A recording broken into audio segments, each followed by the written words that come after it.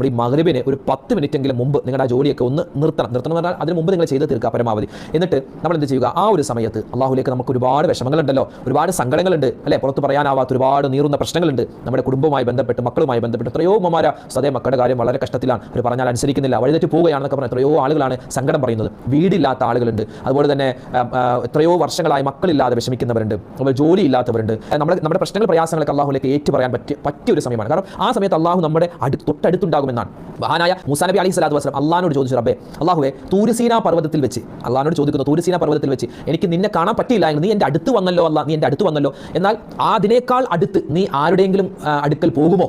അതായത് നീ ആരുടെയെങ്കിലും അടുക്കൽ തൊട്ടടുത്ത് പോയിരിക്കാറുണ്ടോ? ആ സമയത്ത് അള്ളാഹ് പറഞ്ഞു, ഉണ്ട്, ഇനി ഒരു സമുദായം വരും, ആ സമുദായം നമ്മളാണ്. ആ സമുദായം പിടിക്കുന്ന നോമ്പ് സൗം, ആ നോമ്പ് പിടിച്ചിട്ട് അവർ ആ നോമ്പ് തുറക്കുന്നതിന് മുമ്പ് അവർ ദുആ ചെയ്യുമ്പോൾ ഞാൻ അവരുടെ തൊട്ടടുത്തുണ്ടാകും മൂസ നബിയെ എന്ന് ആദരവായ മൂസാ നബി അലൈഹി സ്വലാത്തു വസ്സലാമയോട് അള്ളാഹ് പറഞ്ഞു കൊടുക്കുകയാണ്.